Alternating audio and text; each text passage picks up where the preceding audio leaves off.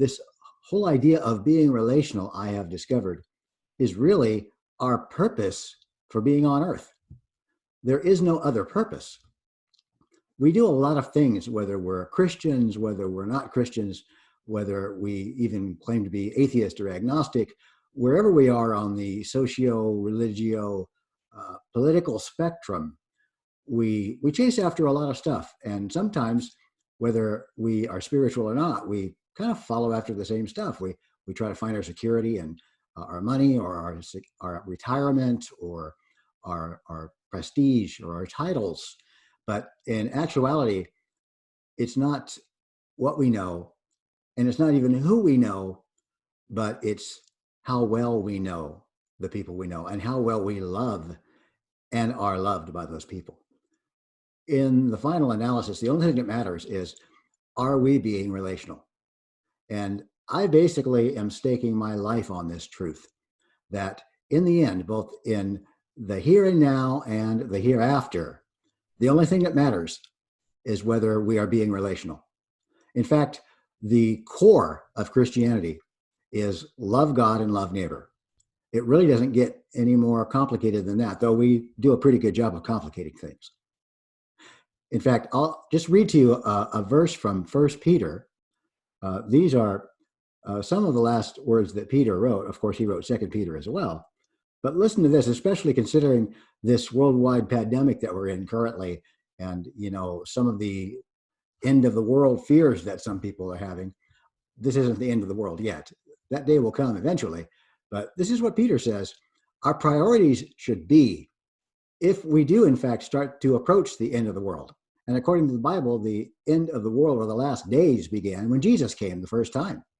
So he says in 1 Peter 4:7, the end of all things is near. Therefore, be clear-minded and self-controlled so that you can pray. That's interesting. So he doesn't say pray that you be clear-minded and self-controlled. So prayer is not a means to an end. Prayer is the end. We need to make sure that our minds are clear and uncluttered and undistracted. And self-control, that means we need to rid ourselves of our addictions and our compulsions and our neurosis so that we can pray. So what is he saying? You need to do everything in your power to make sure there are no obstacles in your interaction, your relationship with God. And then he says, and above all, love each other deeply. Well, that's kind of a restatement of the first two great commands, love God and love neighbor. So do everything in your power to clear out all of the debris so that you can talk to God and be intimate with God. And above all, above everything, love one another, love each other deeply. So in order to love each other deeply, you've got to know each other deeply. In order for me to love someone else deeply, I've got to know them deeply. I've got to know myself deeply. There's a whole lot in that, just like there is in much of the Bible. There's a lot of hidden wisdom and insight embedded in that. And what I've discovered is that the only thing that matters in this life or in the life to come is whether we love well. The truth, the proof, the litmus test, if you will, of my Christianity is not whether I demonstrate the gifts of the Spirit or whether my church grows to a humongous size. In fact, this latest crisis that we've had has changed our whole way of doing church, hasn't it? We can't fill up buildings and stadiums and prove to everybody how successful and powerful we are. The only thing that matters now is being relational. And so in the days ahead, we're going to be talking more and more about what that means and how it really is, if I could say it this way, the secret of the universe.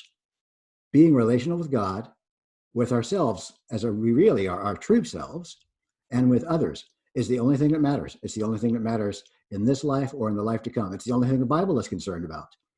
And I'm afraid and perhaps regretful to say that even followers of Jesus are not real good at this.